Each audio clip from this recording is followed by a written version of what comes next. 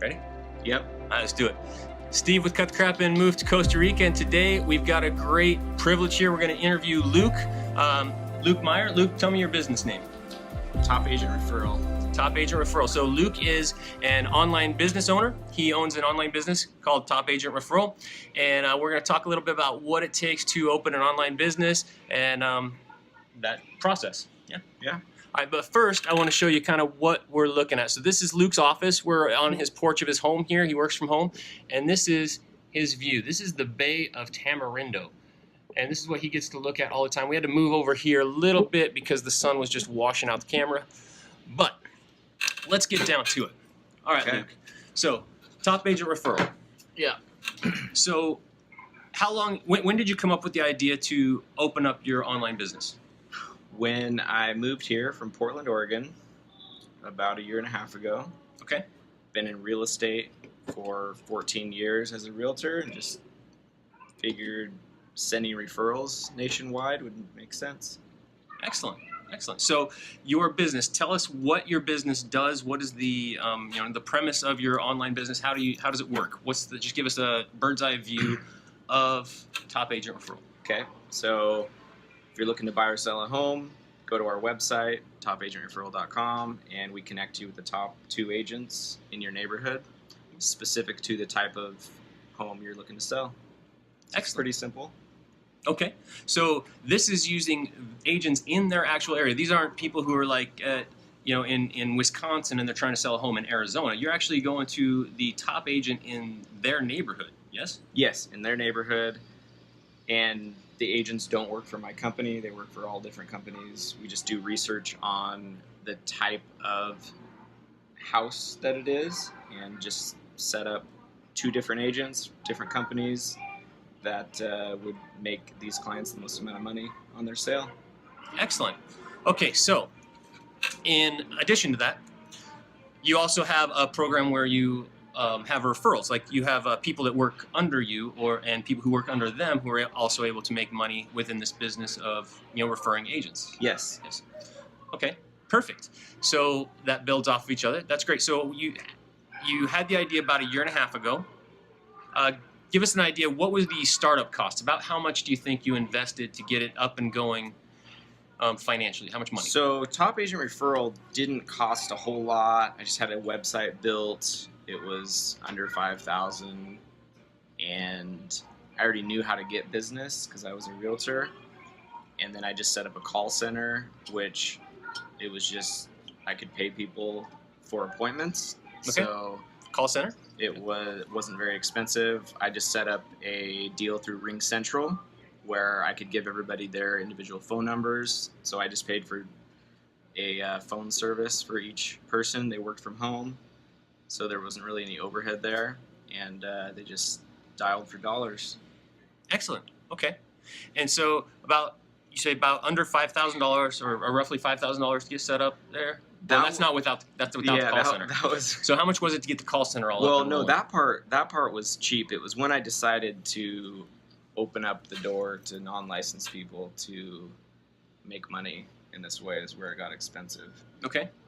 And so is that attorney fees? Attorney fees and just getting, yeah. So that was a scaling issue there, like to be able to get it to where you could sell other people. Like if you were to try and do this without having other people under you, would you be successful on your own? Yes. Okay, so if you didn't take it to that next scale, you could potentially have set up your company for about $5,000. Yeah.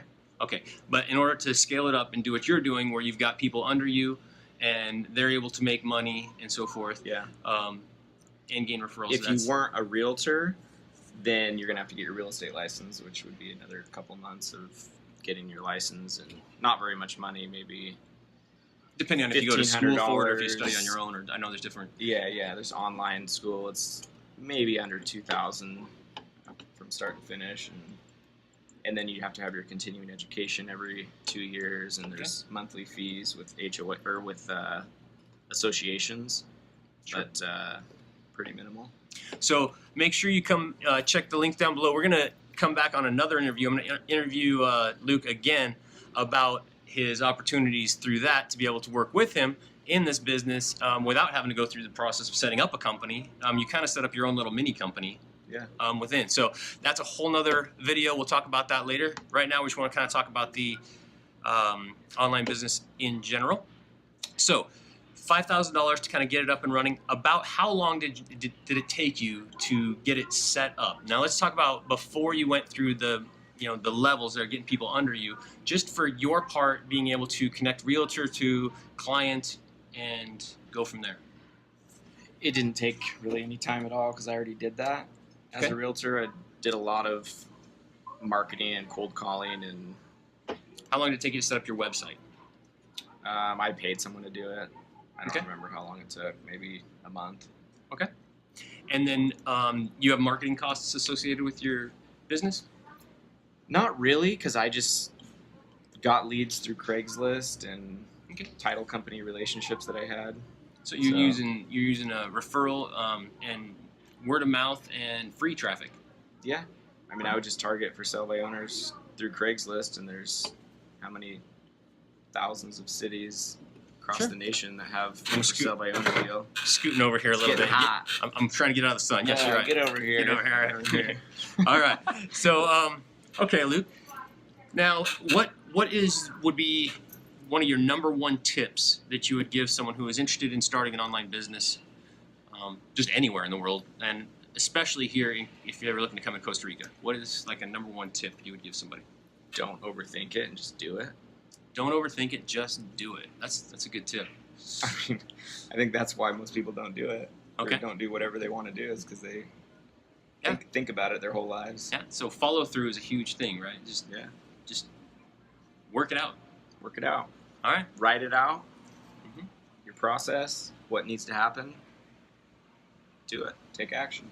Okay. Good. Now, did you have business and setting, or did you have a history? Do you have a history of setting up businesses in the past, like online businesses especially? No, never had an online business. Okay. Did you own your own business prior? Yeah, I owned a real estate brokerage and just my own. We flipped homes as well, bought and sold real estate. Okay. In those businesses, would you say they were more or less labor intensive than the online business? Definitely more labor intensive. More labor intensive. And you had, I'm sure, a much higher overhead as well with the office, tools, equipment. Yeah. Sure. For sure. Yeah. Okay. No, this is nice. And the view is better too. The view is better. The hours, the water cooler's a little bit better. Yeah. Here. Well, I mean, if you're making calls and stuff, you have to be drinking most of the time. All right. You don't have to. I'm halfway joking. Halfway. Pura vida. Okay, so we did that. Took you, what would you say, like less than a month? You said to get up and run for the basic first level. Yeah. Okay. How long did it take you to establish your grand scheme here, your big plan of having the people working under you? I mean, the idea I had to figure out how to make it legal. Sure. So it took some time to talk through. I combined multi-level marketing and real estate, which are two heavily regulated industries. So it took some time. But you found a way to make it completely legitimate, completely legal, completely ethical. Yep. It's not, nobody's getting hurt in your deal. Everyone wins. Everyone wins. Everyone makes money and everyone wins. Yeah, it's a great system, and like I said, we're going to share that in another video. But that part, how long did that process take for? Close to a year. Close to a year to scale it up to where it's at now. If I would have known that before I started, I may have not started. Wow. Okay. Because it was like, I thought it would be 2 months, and then 2 months in, I'm like, another 2 months, another 2 months, and I was just like, I see why no one's done it yet. Sure. Sure.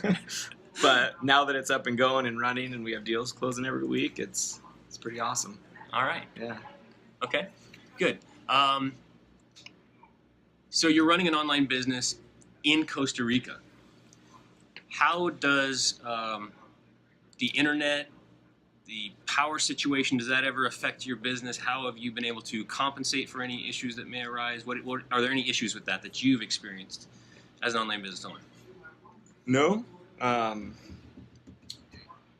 it's a lot better than I haven't never done it before, so I didn't realize like little things like I know I've used Craigslist for getting like contacting for sale by owners or through or there's different avenues like Facebook and whatnot, but I've never really been super tech savvy or Okay.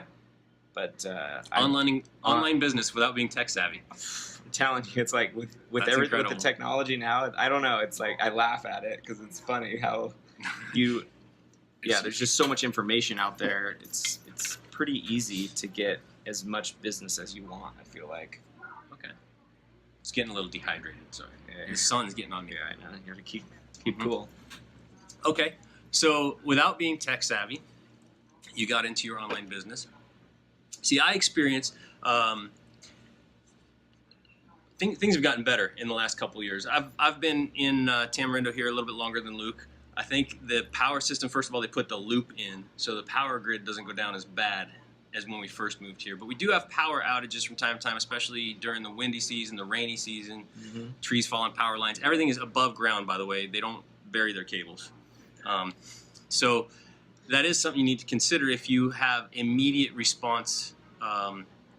If you need to have an immediate response, your business is kind of set up where, although you need to be responsive, it's not necessarily crucial that you respond within Sometimes it is. If a referral comes through, I need to have 2 agents that contact the seller or buyer within 24 hours.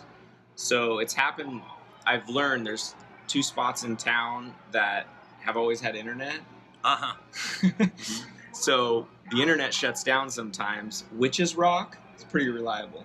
Nice. So go grab yourself a beer at Witch's Rock with your laptop and do some business. Yeah. So. All right. Witch's Rock is a brewery restaurant area down right here on the beach. Right on the beach. So it's not bad when the power goes out because then you're like, I have to go to Witch's Rock and drink some beer and work from my laptop. I mean, instead of this view, you got to get right down in the sand. Yeah, you're in the sand, so it's nice. All right. Good. All right, and then so internet and power outages. So power outage is usually the thing. Internet is pretty stable here and pretty decent speeds, yeah? Yeah. Right. So, for example, I think right now I'm running 30 megs download, and you can get more. You can pay for more and more and more, and that really works well. If you're running like a big server business, that might be a problem, but for most online businesses, you don't need a whole lot. Okay, great. What is a number one disadvantage for having your online business? What's a holdback? Do you have anything that you would say is, ooh, this is kind of rough, I miss XYZ? I mean, I would say if you haven't had a business or started a business or owned a business in the past, it's not necessarily an online thing, but it's just you've got to be self-motivated. Self-motivated. Working from home with this, you got to be able to focus, right? Yeah. You look down there and you see the waves breaking and you want to go surf and you're like, so it just depends on how much money you need to make, I guess. All right. So that's the drawbacks to having this beautiful office, is that it's kind of year-round. There are things to do. Yeah. Every day. So I've seen a lot of. It's easy to not work here. So I think it's harder. I mean, I wouldn't want to go back to what I was doing, but in the States. But good. I'm more self-disciplined this year than I was last year. It took developing that habit, though. Yeah, I had to develop it. It's like I kept people. Everyone wants to go hang out and surf or fish or spearfish or play volleyball or play volleyball. Exactly. My wife plays volleyball every morning, I think, and it's hard sometimes to say no, I can't go. I have to work this morning. Yeah, but it got you out of yoga with her a bit too. Yeah. It did. We were doing workout classes every morning, and I prefer volleyball. All right. So, would you recommend to someone who's potentially looking at relocating, looking into developing an online business for themselves? Yes, for sure. Okay. Yeah. And what type of person would not do well as an online worker, can you think? Someone that's not going to be motivated to work. Okay. Someone that has to check in or have that accountability to clock in and clock out. Okay. Now, do you ever have times where you work more hours than you would have, or is it always less Oh, hours? of course. Yeah. No, So it sounds like a dream, right? Like, oh, well, you work and you get to sit on your porch and drink beer and go play volleyball and all that. But there are times where you got to buckle down and say, I've got to push through this, right? Yeah. If you own a business, then it's different. It's if depends on what it is. I mean, with my business, I do have to have, like, if I go somewhere deep into the jungle or into the woods somewhere where I'm not going to have service, I do have to line somebody up to be able to cover for me while I'm gone. I can't just check out. I mean, it's a business, so I have to make sure that my clients are taken care of. It's a business, and that's the key. It's an online business, so you got to treat it like a business, not like a hobby, or else you won't make money, right? Right. Right. I like your discipline and your focus. You got to stay focused and disciplined. Okay. Let's see. I'm trying to think of any other questions that other people had. So, Luke, what was your motivation? This is kind of a side topic here, but what was your motivation for who? Okay, first off, whose idea was it to move to Costa Rica? You or your wife? You know, and this may be a debate later. That's a hard question. It was my idea to move out of the country. Oh, okay. Internationally. We didn't know it was going to be Costa Rica, and I mean, I could talk about that for an hour. I don't know how much time we have, but it was a random deal that we came to Costa Rica. I've been trying to get her to move out of the country for forever. Why? What was your motivation for wanting to I like adventure. Okay. I think that's my biggest reason. I just like, I don't know. What did you think about the effect would be on your children? Positive in every way. Why? Why would you think that it would be positive to remove them from the United States? Different culture is a huge deal, no matter where it is. I don't think that really matters where. They just experience something different. I know there's poverty in the U.S., of course, but they didn't really see it like you can see it here or in a lot of places we visited. And yeah, that's something that people don't understand is we look at this view and we look at, you can look down on some, $1 million homes, but you can also go 2 blocks back and see shanties. Yeah. But in that, they're happy. Yes. And it just brings to life like something different that people don't, like in the States, I feel like, or at least where I was from, it was like a negative thing to not make money. Right. And I don't see that as much, or maybe at all, with the locals. I mean, you see it. People are wanting to hustle here and make money in a tourist town. Mm-hmm. Mm-hmm. But for the most part, I would say everyone's happy. Right. Good. So you think it's good to see? I like my kids to see that and experience. It really that. broadened their worldview, right? Yeah. Yeah. So have you noticed, this is kind of side topics we've gotten off of, I know. But that's okay. So would you say that your view of the U.S. has changed since you've kind of gotten a little bit of distance, a little bit of perspective? Do you see things differently? Not really. Not really? I was wanting to get out of there for a while. I love the U.S. I do too. Hey guys, thanks for tuning in. Sorry for the abrupt ending. My phone actually overheated sitting out in the sun and shut itself off. So, but this is a great opportunity. Like I mentioned in the video, I'm going to be interviewing Luke again on some different aspects of his business, as well as another business that he's got going on. And so if you could have any questions for Luke or anything that was not wrapped up in that video, make sure you give us a comment, leave a suggestion down below, or send us a DM, a private message, and we'll make sure we get those questions asked of Luke. So really enjoyed sitting down and talking with him. I hope you did too. And he's got much more information to share. Just let us know what you want to know, and we'll be happy to ask him and get his take on things. So hope you enjoyed it. Make sure you leave us a like, a comment, and a follow, and share with someone who could use the information. We'll see you next time. Hope it helped.